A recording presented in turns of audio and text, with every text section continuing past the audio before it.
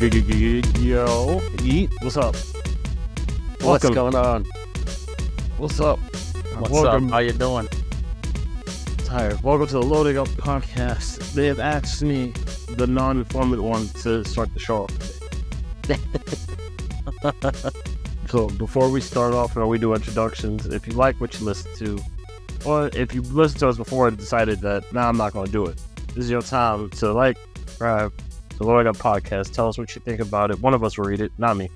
Thank you very much for listening to the Loading Up podcast. I am the introductory of Brother Tay, and I am with Brother Zay. Yo, And producer Jay. what's up? What's up? How y'all doing today? Good. I'm actually doing pretty good. Like, I don't know. You ever have one of those days where just like things are going right, and like everything is just like smooth, like at work, and you wake up early and you don't feel tired. Today was one of those days. Must be nice. I got on the train early. I found parking to drop off my kids. It was nice. It was peachy keen. My brother's showing off. You see this shit. Nice. Hey, listen, you guys can walk to work. I cannot. So, the all right. rest of us suffering over here. Suffering. You over here smiling and shit. I'm so happy. Happy Happy for. Yeah. Wipe that smile off your face. What video games have you been playing so far? Yeah, so I'll go first. So I finally finished. Well, I already beat Metal Gear Solid. But I did the Elite achievement, which is like to get a certain rank in the story mode, which is to beat it within 3 hours with less than 5 alerts and less than 25 deaths and less than 25 saves. Yeah, it was a lot of resetting that I had to do. Because if I messed up once, hey, that's part of the game, all right? Is it really? It is. I saved after like every boss, and then no, because there was one point where I forgot to save, and I did 2 bosses, and then I got an alert, and I was just like, oh, I have to do those bosses again. It was annoying. But yeah, so I did that, and now I gotta do all the freaking VR missions now, which is gonna be a freaking slog. I love those VR missions. No, they're fun. Yeah. It's just there's 300 of them. So Yeah, it's a lot. it's a lot. But I'll get to it eventually, and I'll finish it, and then I'll move on. But that's what I've been playing. Nice. I've actually had time to play a little bit of Power Wash Simulator. They came out with a DLC for Back to the Future. We get to clean like the DeLorean and that's the pretty movie cool. theater, and it's like my go-to relaxing game. Like if I'm having a stressful day, I'll just turn on Power Wash Simulator and literally just clean stuff. Because the sound of the water is just so like About to hit relaxing. these things with the meanest queen. Yeah, exactly. There is something therapeutic about that, just cleaning stuff. But it's always funny when it's actually a miracle that these simulation games are as popular as they are, because you're doing real life stuff, but just in a game. In a game, yeah. So it's like, why I does don't that wanna work? Cook. Let's put on Cooking Simulator. Yeah, it's like, why does that work? Why is it fun to do real life stuff in a game? Like, I don't know. It doesn't make sense, but it does at the same time. It works. It does. I also been playing because I got an early birthday gift from Brea, who she's a listener to the show, a good friend of mine. She Happy gifted birthday. me RoboCop. Oh, I heard And I've been Roblox. playing RoboCop, and it is awesome. I So they love give- it. I love it. If you we talked about it releasing and stuff like that, and if you're a fan of the RoboCop movies, you'll love the game because it just embodies everything about the movies. It's really fun. Yeah, a lot of gore, a lot of action. It's awesome. I was never a RoboCop guy. I Got my keep hearing face Roblox right now. Roblox. Roblox. Oh, his happy birthday, first of all, early birthday, and then my Thank you, brain thank keeps like, it's like I know he's not saying it, but like Roblox. It does sound like it. I bet you So I if got- I ask my kids, it's like, is that You trying to say Roblox? Yeah, they definitely would say Roblox. No, RoboCop. They're automatically going to think of RoboCops. I mean, Roblox, whatever. Yeah. What you been playing, Tay? So there was an update on a game that I always play called TFT, Team Fight Tactics. Oh yeah. No. That came out today, and yeah, I'm back on the thing. It's more fun. Back on your music, GS. yeah, it's music based, so I can't help it. Oh, nice. That sounds actually really cool. Yeah, all the teams are now based on like the type of music. So there's like jazz teams, country teams, EDMs, and all that stuff. I'm like, I'm not putting this game down for a while. Like I know it. That's like really it's got. Yeah, I can't even like.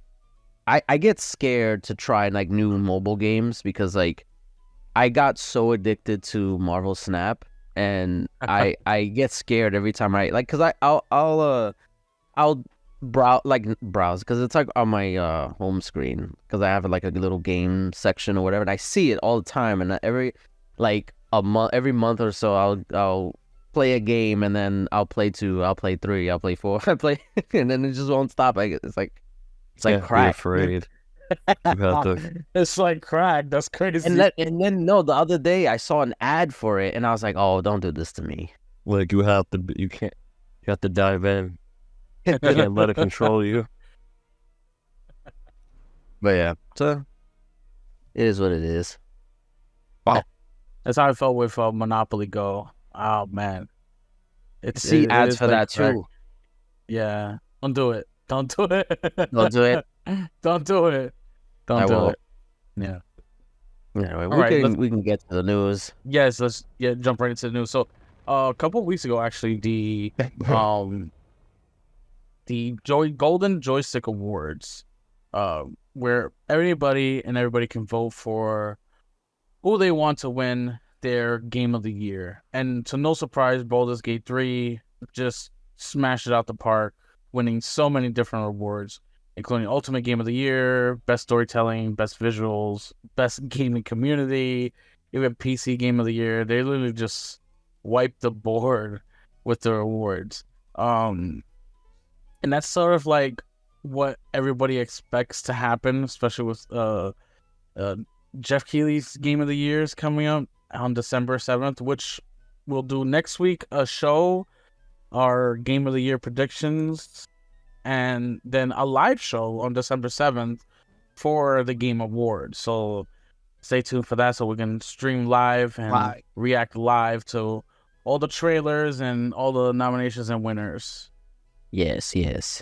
Well, and watch us get upset. Yes, get upset. Because I mean, a lot of people were saying like that. This, like you said, that this is kind of like the Golden Joysticks. Basically, kind of like pre-tells what the Game Awards is gonna be like. Yeah, in regards to like what wins and what not, what doesn't, and stuff like that. Yeah. I mean, we'll go into like our predictions and stuff like that when we get to it next week. But honestly, it I don't want to say it sucks, but it's like Baldur's Gate 3 really like just came out of nowhere. Because I feel like it would have been a bit more fair of a like an award season, I guess, if Baldur's Gate 3 did not come out. And it also, people tend to forget that Baldur's Gate 3 has been in development or in early access for like 3 years, 4 years or something like that. A new release, Yeah, so like it's kind of a little unfair because like they had years to see how the game was doing with players and what they wanted to see, what they wanted to add and all that stuff. So like it feels unfair to really like count this as like Game of the Year. But the game is fun to play, and technically it officially released this year. Yeah. So I think going forward, I feel like the conversation should be like, should early access games be counted towards Game of the Year or towards award shows, or should it have its own category? Because I feel like if this was like a year ago or 2 years ago when the game was still in early access, like we wouldn't be talking about it because it's an early access. We wouldn't think anything of it. But the fact that it released as a finished product is what gets everybody's attention. So I don't know. I feel like if Baldur's Gate 3 wasn't in the conversation, we would have had a little bit more nuance in terms of like what to choose. Well, I want to disagree with you there because the game did officially release this year. Yes, it wasn't early access. Yes, they had a lot of time to work on it, but also like Larian Studios is not a big studio. You know, they're independent, small studio.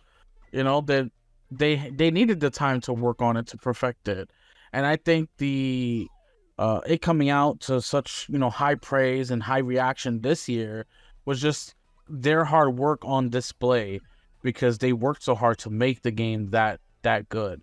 I mean, the story is amazing. The visuals are even more amazing with the game. And I think a game like this does deserve to be put up there for a nomination for Game of the Year. But we'll do this more in the next show. But we're talking about the Game Awards.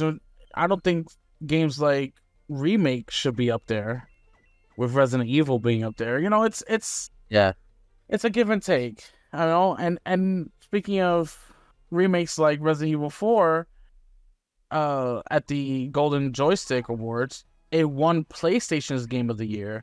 So not even a PlayStation game won PlayStation's Game of the Year. Not Final Fantasy, not Spider-Man.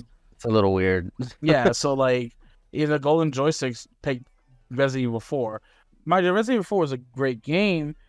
You played it on stream, Producer Jay. It was really fun to play and everything. Yeah, yes, you did too. Yes, I mean everybody played it except me because I'm scary.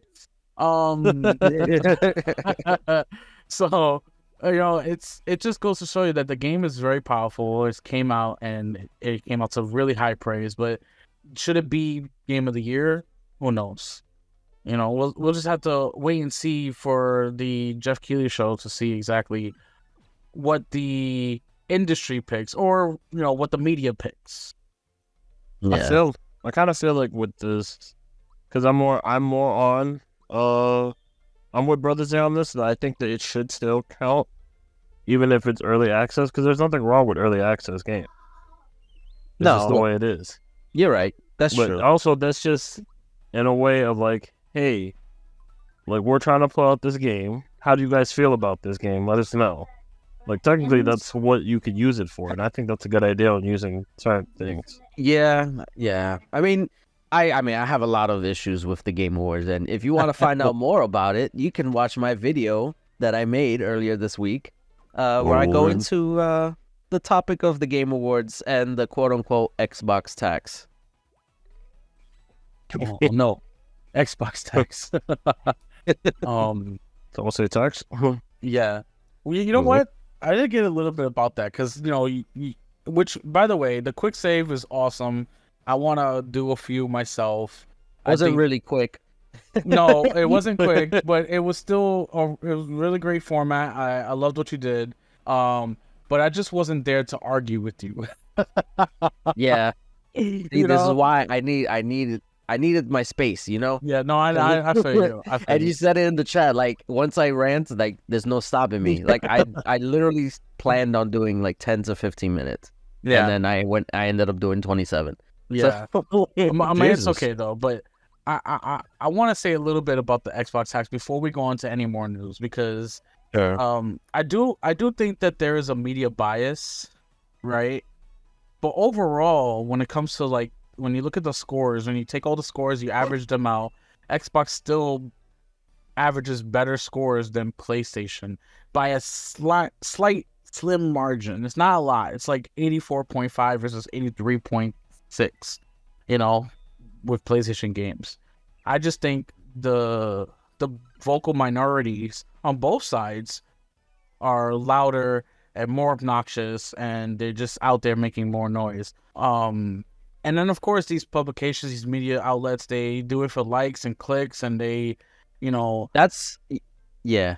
It's, I don't know if that's what I'm saying. I don't know if Xbox tax is actually real versus a bunch of clickbait bull.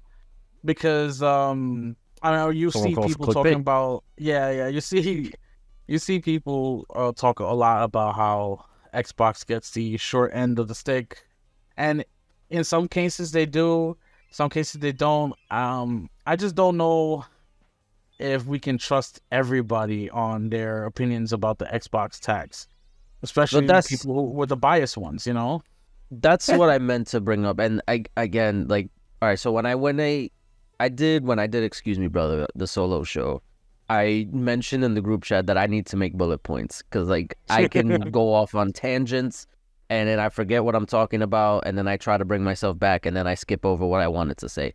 What I did want to bring up was the fact that publications do bring up Xbox in a negative light on purpose, whether it's for clicks or, you know, whatever. Yeah.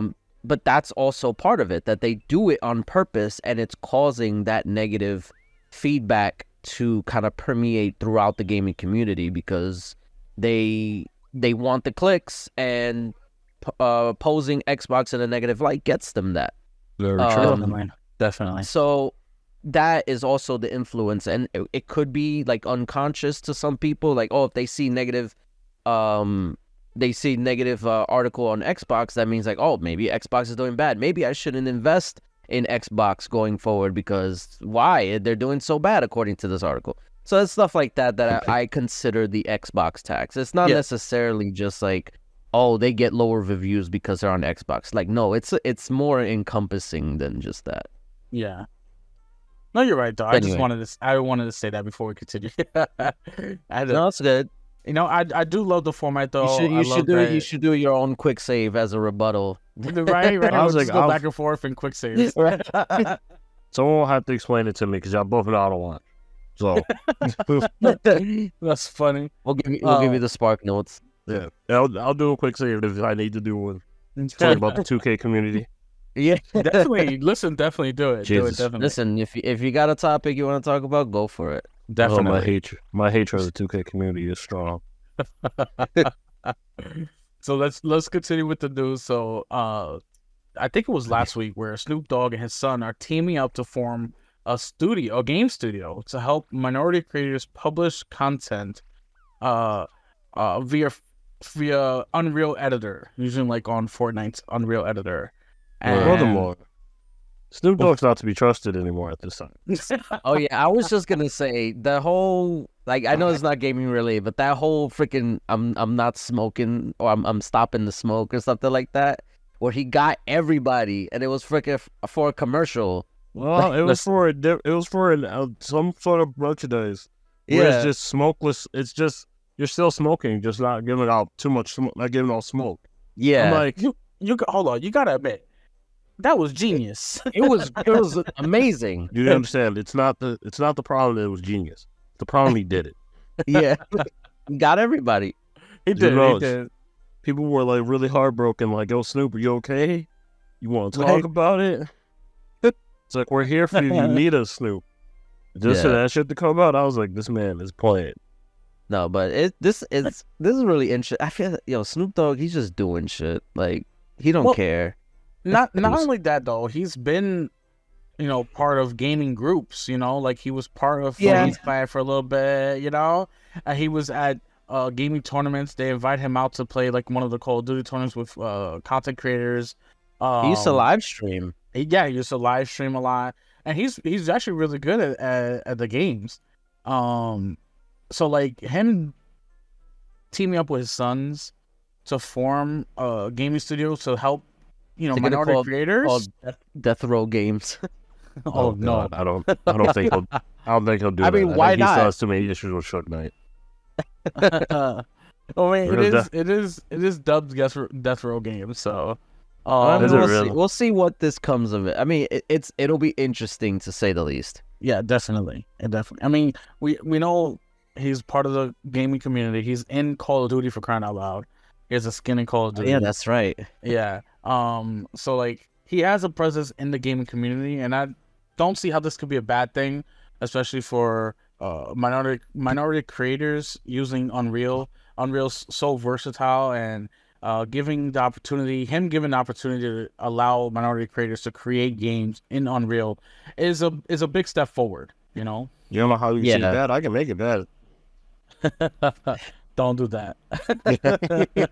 No, but like I said, I mean, we'll see what comes of it. I mean, it's probably not going to be anytime soon, but I mean, yeah, they just started, building the studio now, so yeah, we'll see what comes from it in the future. Definitely. And okay, just get to more news. This time the news gets depressing. Embracer Group has laid off over the course of this year. They laid off some more recently. Over the course of the year since June, they laid off 904 people.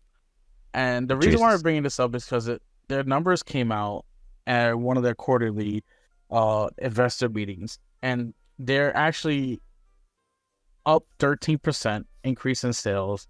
They're 31% decrease in their net debt. So they're making money.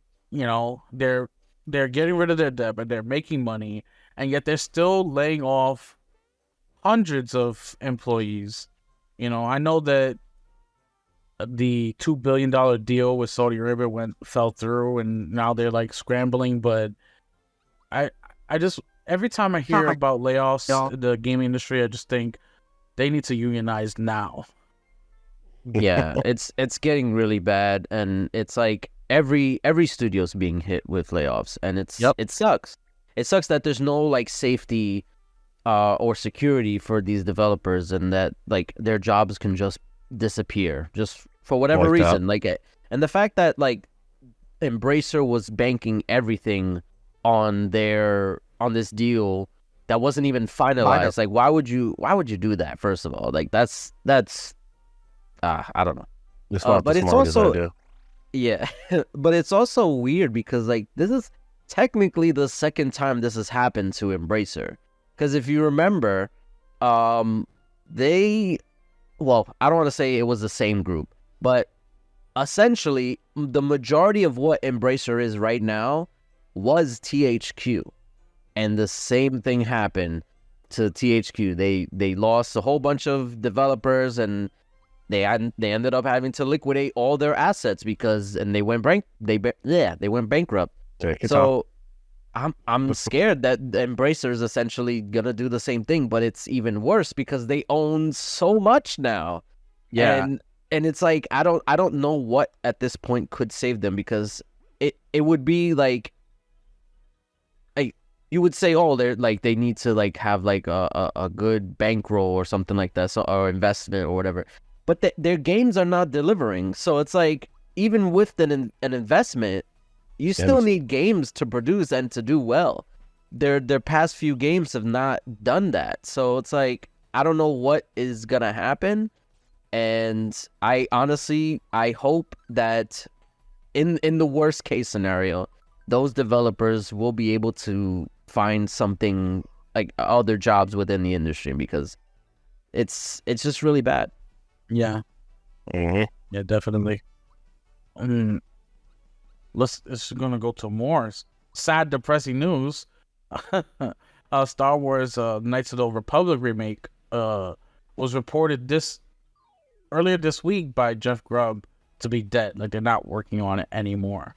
And then after the report, it came out and said, no, there's still somebody working on it. They just don't know what capacity. So it's like, it seems like it is in development hell, because apparently Sony pulled funding from it. They didn't want to do it anymore. But there's still somebody at Saber who's working on it. We don't know to what capacity or what they're actually doing. Who knows if they're just doing storyboards and mock-ups and stuff, or if they're actually animating things. Who actually knows? Apparently it's not dead, but it definitely needs saving. Yeah. I'll be right back. There's something happening in my house. Hold on, give me a minute. Nothing too important, but I'll be right back. It's all good. I think that this is probably a case of development being scaled so far back that it might as well have been canceled. You know what I mean? Crazy. Yeah. So it's like, what? Like, why even continue it at this point? Like, maybe it's just a money thing. Like they don't want to cancel it because of any particular reason. Like because they sunk like what is it, the sunk fallacy, whatever it's called, sunk cost fallacy rather. That if they were to cancel it, then they would lose money in doing so. I don't know. There's probably a reason why it's technically not canceled, but it's probably like another Duke Nukem situation where it's so far behind and like it's stalled to an almost stop that it might as well be canceled. But maybe one day we'll see it. So yeah. I mean, I don't know if it'll be safe because last I heard before the Jeff Grubb stuff was that it was being transferred to another studio, not Saber. So I don't know. It's it's basically development hell right now. Yeah, pretty much. You know, and then with Sony not being involved in the project anymore, maybe they wanted that big publisher backing, and they're taking a back seat. But Star Wars is a huge IP. Anybody would be lucky to have it, but also like if Sony's pulling out, maybe they're thinking maybe these people can't produce what, you know, the caliber that they need for a Star Wars Knights of the Old Republic game. Because Knights of the Old Republic is still well received within the community. People are still playing the original. Okay. So it's like they have to really be careful about how they go about releasing this game. Because you don't want to release a crappy KOTOR and then whoever backed it, let's say if Sony backed it, it's a Sony exclusive or whatnot, then they get the crap end of the stick. Yeah, not only that, but you don't want to piss off Disney as well, because Disney has been very selective before with their IPs, and they're just now starting to open up, especially with Star Wars. Because Star Wars, it was locked in with EA. It was locked in with EA, and then that whole fiasco with Battlefront 2 happened. That caused them to lose that IP exclusivity, and now they're starting to branch out with like the Star Wars it wasn't Ubisoft it wasn't that they lost the IP, they were locked in for a 10-year deal. Oh, they were locked in for 10 years, but they didn't want to renew, essentially. Like that caused them to like lose it after the thing ran up. Yeah. So I think it's not a good look in general to have like a game like that be like canceled or whatever, but it's also not a good look for Disney, because then I guess shareholders will be questioning like, hey, why are you just letting anybody do these Star Wars and Marvel games or whatever? Like, you should probably, you know, keep that a little bit. And granted, it's a remake, so like I don't know like if that counts, you know. So yeah, but it still has that high caliber. It's Star Wars, you know. Yeah, the Star Wars is attached to it, so yeah, you gotta deliver, but hopefully they can eventually. Yeah, I mean, because if you look back at KOTOR, the original, their visuals, you know, their cinematic movies were amazing, you know, and then you get to the gameplay, it's like, okay, this is the gameplay, but it was still fun to play. It was still a good game, but you know, they paired it with some amazing voice actors, amazing visual and cutscenes. It was just absolutely amazing. So I don't think that they were producing well enough to be the high caliber KOTOR remake that they wanted. So Sony was just like, yeah, we're out. Yeah, I mean, so in the end, it'll probably end up being the better for gamers, because now it might not be exclusive anymore. But we'll see. Yeah, we'll see. All right, let's get to the next bit of news, and this was a big this past week where The Last of Us 2 is being remastered for the PS5, and it's gonna include a roguelike mode and some more visual upgrades, and it's all. The good thing about it is it's only a $10 upgrade if you already own the game, so that's a good thing. The bad thing is if you don't own it, it's just it's a $70 full price game, and it's sort of like, why? I don't believe that this game, which is like 3 years old, should be remastered. I don't know I don't even think it should be free. I think it should be free if it is going to be remastered, especially for the people who brought the game, or not even to pay $10. Although it is just $10, it's still, there are other games that get remastered or remade, like on Xbox, that just are just a free upgrade. Yeah. I don't know if this game should be remastered. I'm not sure. I've seen some discourse on Twitter. I've seen some people talking about it. And for me, it's just like, it's a waste. It's a waste of the talent at Naughty Dog that they could be focused on other games, other IPs, instead of just being the remaster machine for The Last of Us. So I know it seems pretty obvious why they're doing this. They want a copy of The Last of Us Part 1 and The Last of Us Part 2 on store shelves, for when people finish watching The Last of Us TV show, they can go to the store or go on the PSN store or whatever and see that there's the games. They could get into the games right after they finish the show, because I think they're starting to film either next month or in January or something like that. So they kind of wanted to coincide with that and have basically a version ready. It actually kind of benefits me because I've had Last of Us Part 2 since it released. Well, not released. I got it as a gift for Christmas the year it released. And I never started it. So good thing I waited, because now I can play the most up-to-date version for $10. But what my whole thing is, honestly, I don't really care. Like, it's whatever. It's a remaster. They're adding new modes and stuff like that. My main concern, it's not really a concern. It's more of like an annoyance. The people acting like this was like such a great move by Sony. Like, yeah. This, like, oh, they did so good. Like, this was a great thing that they're doing. It's only $10 and they're adding more modes, and this is great. We should applaud. So, and I was like, no, this is the bare minimum that they should have done, because they didn't do that last time with The Last of Us Part 1.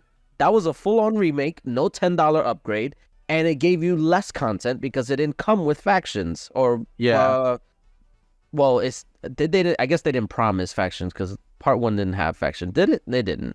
Oh, no, it did. Wait. It did. Yes, it did. What am I talking about? Yeah, so it didn't come with factions. So it was like a lesser game, and it was full priced. Oh, I mean, it was great, but there was already a remaster on the PS4 that ran on PS5. So it's like, that one was just like, why? So now they're actually doing something that they should have done with the first one, which was offer an upgrade path. Great, it's $10. $10 not a big deal, but it should have been free, whatever. But at least they're adding more modes and adding more content. But that's the bare minimum. That's what we should expect. We shouldn't. I guess we should, like, give kudos for Sony doing the right thing, but like, don't act like this is like, oh, this Sony's being so benevolent and they're being so great. They care. They're giving us. So they're not. They're giving you the bare minimum respect. Because granted, I'm not gonna do this with any other game. No, but another thing is it's not just that they are giving us the roguelike mode, right? So that's new, which is cool. But the original Last of Us 2 that came out on the PS4, it recently got a 4K 60 FPS patch. So you're really not getting much of a difference in terms of gameplay and visuals to the new remaster that's coming out. Besides the roguelike, what is it? It's essentially like, and what gets me too is that it's kind of silly to even charge like $70, because what's stopping somebody going to like a GameStop and buying The Last of Us Part 2 used on PS4, and then for like what, $15, and then paying the $10 to upgrade to the PS5 version? Nothing. There's nothing stopping anybody. That's exactly. PlayStation is for the payers. All right, they out there spending $70 on the remaster. But that's what Stop I'm it. saying. Like it's so that's another thing. It's like why even this is a DLC. That's essentially what it is. A DLC that if you didn't have Last of Us Part 2 already, it's gonna cost $70. Yeah. So Gross. I don't know. Does it need to exist? Maybe not. But Does it need to exist? No. It's not- But will it's it not- exist? it's Yes. not, it's not the worst thing. Anyway. I mean, at least they're getting something since Factions was canceled. No, Faction's not canceled. It's the same situation as KOTOR. Apparently, it's not canceled. It's scaled back incredibly to almost being canceled, where it might as well be canceled, but it's not. Nah, that shit canceled. The budget came in there and said, nah, I'm not doing this. I mean, They gotta give them Bungie, something. it's funny because Bungie is in no position to talk about the state of games. Definitely not. Definitely not. That's what makes it all funny. I know. The Bungie coming out here talking about like, nah, this game's not good. Meanwhile, Destiny 2 is suffering.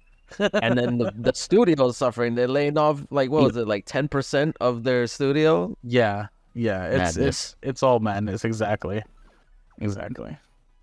And then for the last bit of news that we have, Sony is facing a $7.9 billion lawsuit over PlayStation Store prices.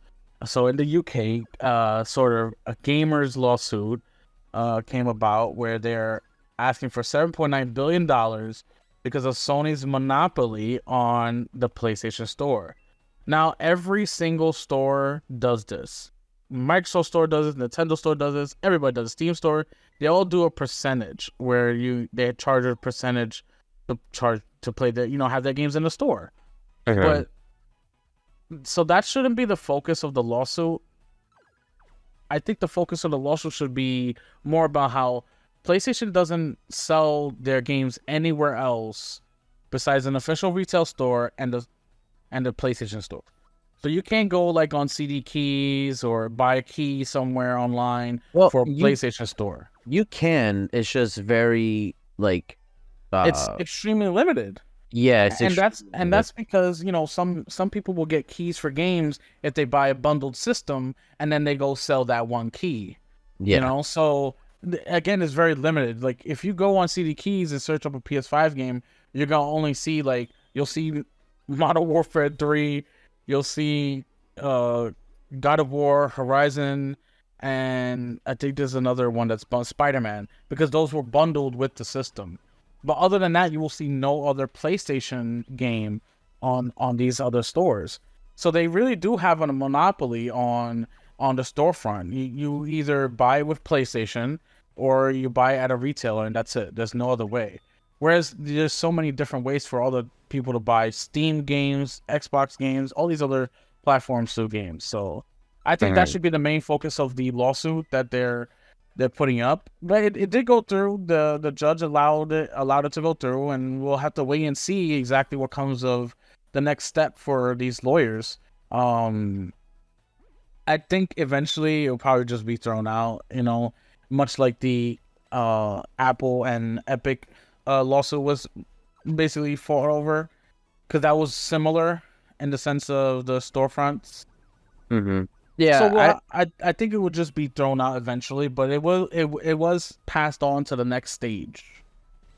Yeah. I do agree that the whole 30% cut or whatever, that is standard across the industry. Yeah. But as you also said that so what I guess I want to elaborate more is that, so when on the PS Store, that's if you're going all digital, like that's the only place you can buy digital games. Yeah.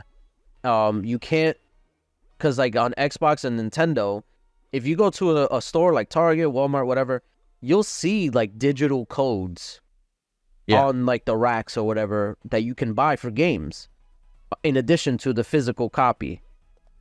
There's nothing like that for PlayStation. There used to be, but they stopped that a few years ago for whatever reason. Now, the issue here is that I guess we should be looking more about the future, because we all know we're moving towards a digital future. Like, I honestly think the next generation is probably the last physical generation, because the one after that is probably just gonna be all digital or all streaming or whatever the case may be. So if and we've seen reports before where Sony has said themselves that they make 80% of their PS4 or PS5 sales are digital. So that essentially means that they're making more money on digital purchases than physical. Yeah. So if they are pushing people to go digital and are making 80% of sales on digital, that's more money in their pocket, because they don't have to share that revenue with anybody else but the developers or the publishers.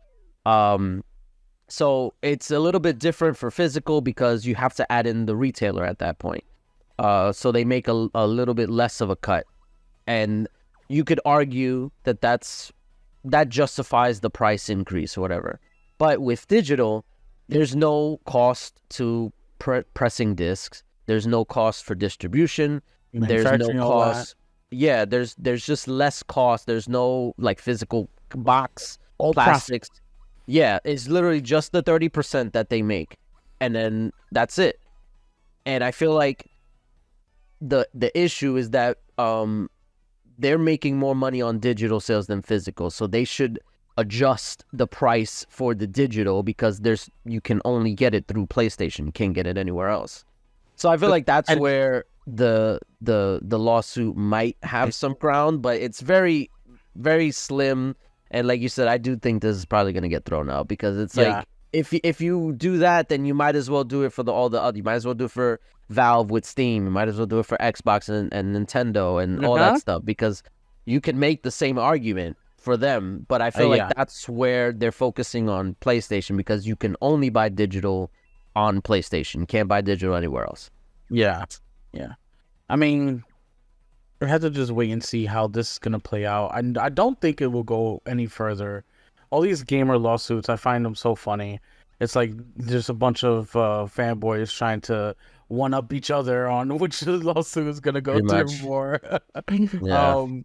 But you are right. Sony does have that little monopoly in the digital markets.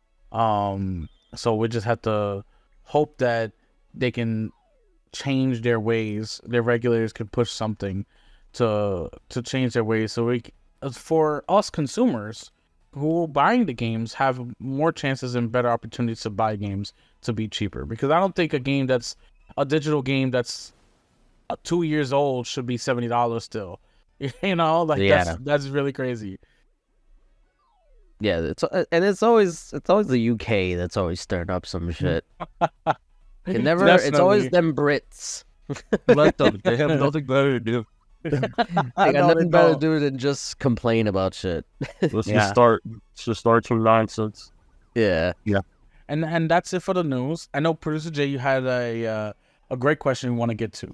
Yes. So with it being the Thanksgiving season, I mean, by the time this airs, it already have passed. But yes, I wanted to talk about games that we are thankful for, because a lot of times we kind of get lost in the sauce, so to speak, about like all the new games and all the games in our backlog and stuff like that. But we never really talk about the games that mean the most to us, and like, you know, games that like we kind of hold close to our hearts and be like, yeah, I mean, not to get all mushy, but it's like stuff that we, you know, wanted to take time to talk about our feelings.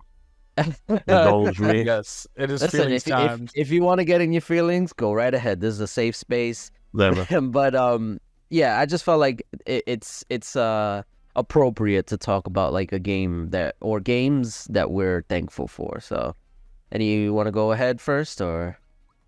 I have one. If you want me to go first, go ahead. The Producer Jay had one. I mean, I have one, but let go. Okay. So it's more of a series, and it's the Gears series, Gears 1, 2, and 3. And thankful. Really, I feel thankful for that particular series, part 1, 2, and 3, for the great storytelling, but also the time that we spent with it, the time we spent playing it, It was sort of the game that thrusted my wife into gaming. You know, she loved the Gears series, and I even got her the Gears of War Xbox 360, the special edition. Ooh. And that came out. She absolutely loved it. So like, it holds a special place in my heart, in my mind. When I think of like games that I'm thankful for, it's Gears 1, 2, and 3 that really pops out into my mind and just gives me that that sense of, if I didn't have this, I wouldn't have other things in my life. Follows a rich flow. Very, very, very good choice. Because I also like the Gears games.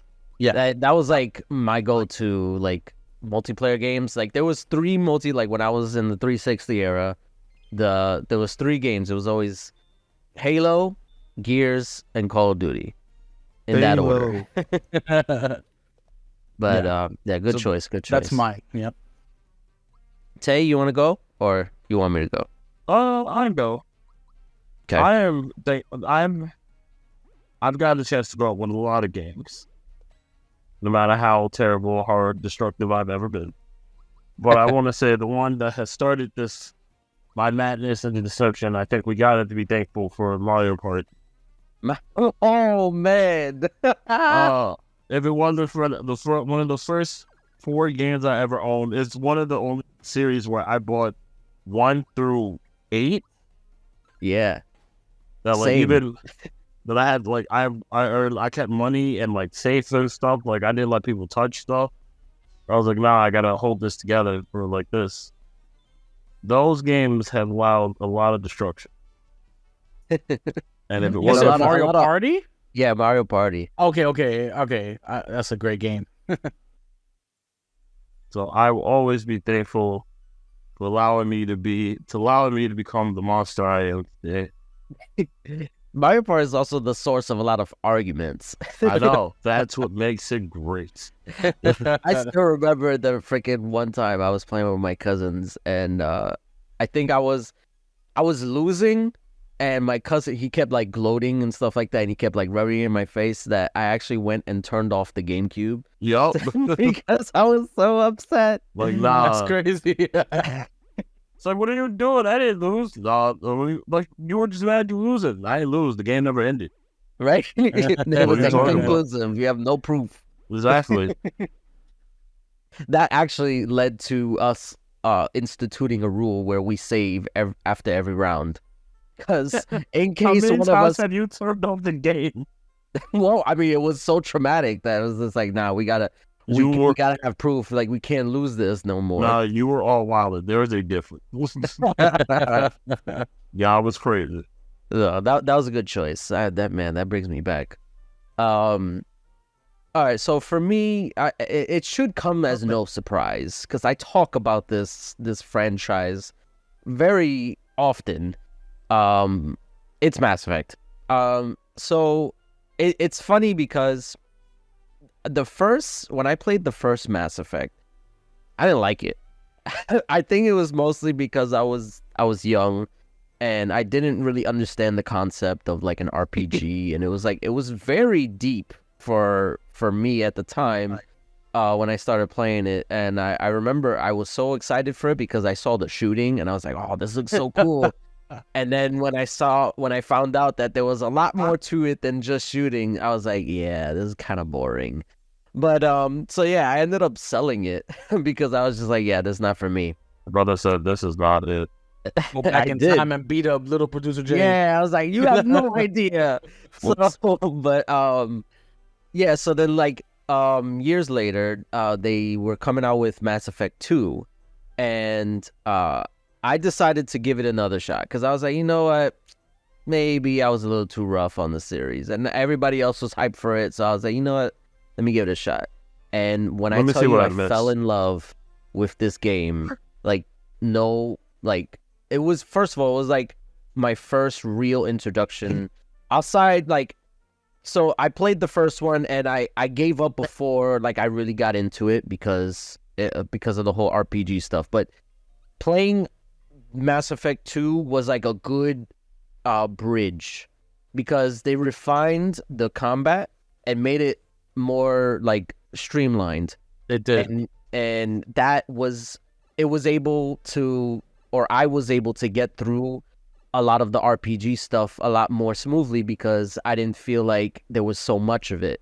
And it was perfectly like intertwined and woven into each other that I feel like if anybody's going to get into an RPG, Mass Effect is the way to do it because like it's just, especially now with the Legendary Edition, that with the fixed combat with the first game, because it was rough. I'm not going to lie. Even now, it's kind of dated, but they did a lot to fix it and make it up to par. But anyway, but the reason why I feel like it's so close to me, so like, not only did it impress me so much when it first came out that it got me into the series again, but when it came back out on backwards compatibility, I'll be honest, I was going through a very rough time in my life. And it was one of the games, I would say it was probably the game that it kept me going, so to speak. Like, I had something to look forward to because it was also like a nostalgia trip, you know, because like I played the game before and now I'm playing it again backwards compatible on a new system. So, and I was able to kind of like perfect my run because I never did it before. Like, I kind of just like, whenever I made a mistake, I just went with it because that was the whole point of the game. But now that I knew like what kind of happened, what was the story, I kind of knew what choices to make. So it gave me something to look forward to. Like, oh, I can get the perfect ending and I can have something that's like perfect and I can control that's positive in my life at the time. So yeah, and now with the Legendary Edition, I was able to not only relive it once again, but I was able to do what I couldn't do before, which was get all the achievements, because that was always unattainable for me for whatever reason. I just never bothered. But this time I put in the effort. So Mass Effect, this series in general is always like near and dear to me, but Mass Effect 2 in particular, I feel like is what I'm very thankful for, and I will always be thankful for. That's why I'm a sucker for Mass Effect. Like I will always eat up anything related to Mass Effect, as little as it is. I will be excited, and I will always be excited. So that's nice. No, it's a good series. It's a great series. Yeah, and you could actually play it on Game Pass because it's on Game Pass. Oh yeah, all of them are on Game Pass. Yeah. Or no, the Legendary Edition. The Legendary Edition is there too. Yeah. Yeah, and that's also why I told Sure, Brother Jay to get into it, because like he was into he was into like the Walking Dead games and the Telltale games. Yeah. And I said I feel like you would like Mass Effect, and he did. So yeah. But yeah, so I guess that's it for us. That's it. Any closing words? No, I'm good. Nope. We're good. All right. All good. I hope everybody had a happy Thanksgiving, and I hope you survive. I hope that you survived Black Friday. Because people don't go out for Black Friday no more. It's all online. Yeah, it's 2023. We're doing online shopping. That's right. I'll see you all on Cyber Monday. Cyber Monday. Let's go. I'll be on Amazon. All right, peace out, guys. Later.